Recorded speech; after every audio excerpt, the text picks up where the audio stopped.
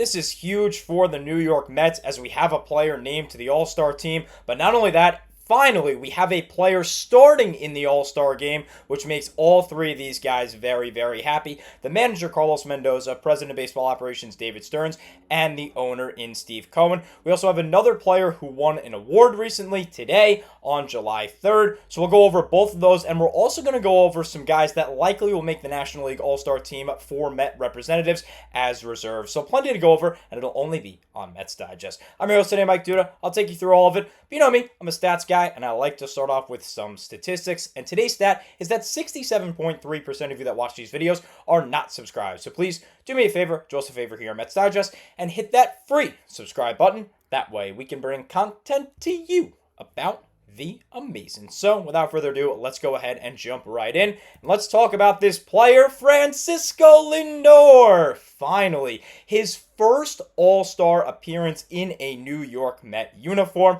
Man, this is just so great to see. He won the fan vote. He will be starting at shortstop down there in Atlanta for the All-Star game. So huge congratulations to Francisco Lindor. Let's hear what he had to say, as we are going to look at two quotes today from Lindor. First one, he says, quote, "I was extremely happy. There was a lot of joy in my heart. I was so proud and full of joy. This is something you can't take for granted. It's a fantastic event. We are honored and blessed to be near the event. I was ecstatic. I'm in the All-Star game because of the fans. Thank you, everyone who voted for me." Lindor, thank you. You have been great for the New York Mets. And it's so nice and refreshing to hear someone thank the fans for the All-Star nod. That's awesome. Lindor is just fantastic. I really hope that when the Mets retire David Wright's number, that the former captain, the third captain in franchise history, names Lindor to be captain of this New York Mets team. I would really love it, as Lindor continues his quote saying, "The season has been good, but there is definitely a lot of room for improvement." I love that. Even though he's having a great year, he was named the starter of the All-Star team for the National League, but he still knows there's stuff to improve. To go on with the quote, he says, "I've had my ups and downs. My downs have been a little longer in June. I would like to see that a little bit better. The downs are not as low. I just have to be consistent and help this team win." So although he's been incredible, he is team focused, he's fan focused. There is just so many positives to say about Francisco Lindor, but some people are actually focusing on the negatives, and they think that Lindor doesn't deserve the All-Star team. And I understand their case. You take a look here, Elly De La Cruz has been better in basically every category with the exception of plate appearances. Now, I put Mookie Betts on here as well because he was the other finalist for National League shortstop. CJ Abrams is also on here because look at those statistics. He's the best out of the four in batting average, OBP, OPS, and OPS plus with a 140 OPS plus, which is really good. I don't even know why Betts was there. Dodger fans honestly rigged the All-Star voting. Betts is a below average MLB hitter this year. 100 for OPS plus is league average. Mookie Betts is literally below that. But anyway, I know Lindor might not have deserved it based on the statistics and the other stats that aren't on this screen, i.e. stolen bases, stolen base percentage, and defensive WAR don't help him.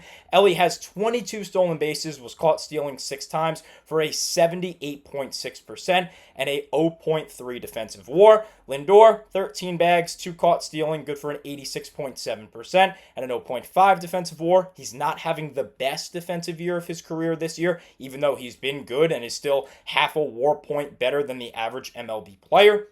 Also, CJ Abrams, 17 stolen bases, 2 caught stealings, good for an 89.5% and an 0.1 defensive WAR. I think the reason why Mookie Betts is on there, besides Dodger voters rigging it, is the fact that his defensive WAR is really good. 6 stolen bases, not caught stealing, obviously 100%, but also a 1.3 defensive WAR, which is really solid.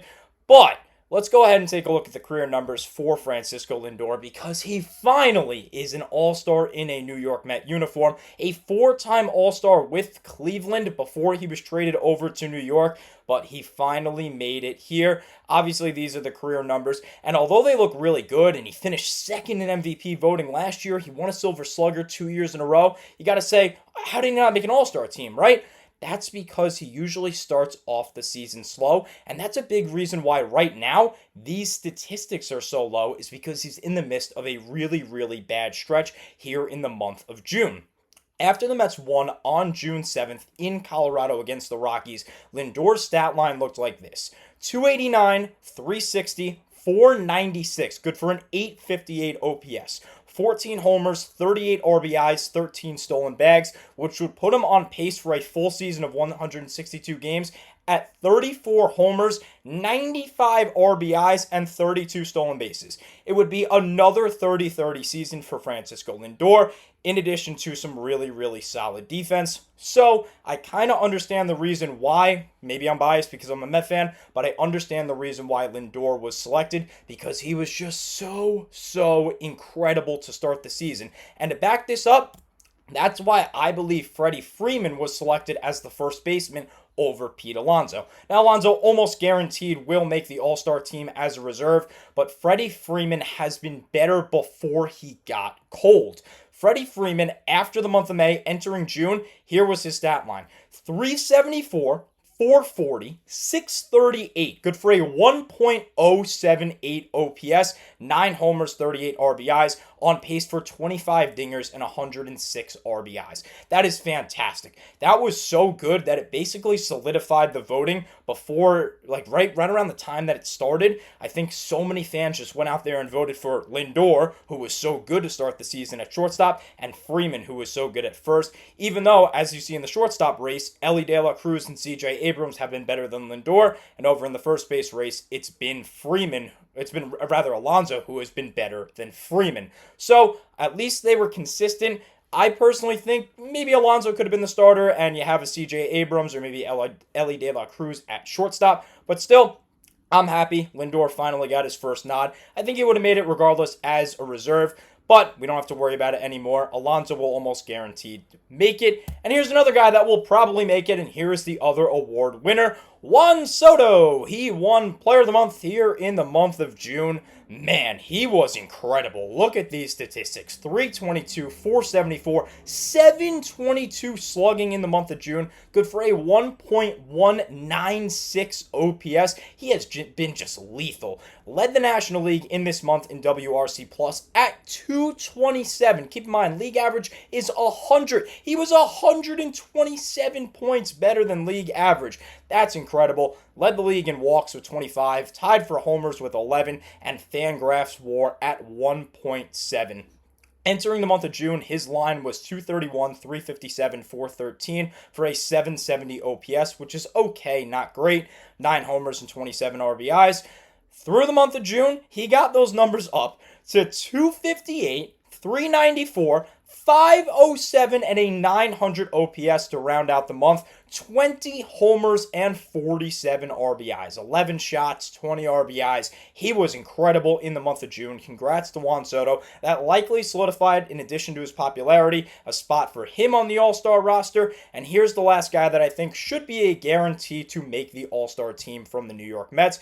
That is, of course, Edwin Diaz. Now let's go ahead and compare him to the National League. Amongst relievers with 20 or more innings pitched, he is 13th in ERA and 11th in WHIP. And this is incredible because you get some relievers who are in the 6th inning. They come in the 6th or 7th inning every game. Not as much of a pressure situation. As for Diaz, he's always coming in those pressure situations, which is why it's good to compare him against other closers, where he is 2nd in ERA in the National League, but has more saves than the guy who is currently leading the league in ERA by 7 saves. That being Daniel Palacina of the Chicago Cubs. He has 10.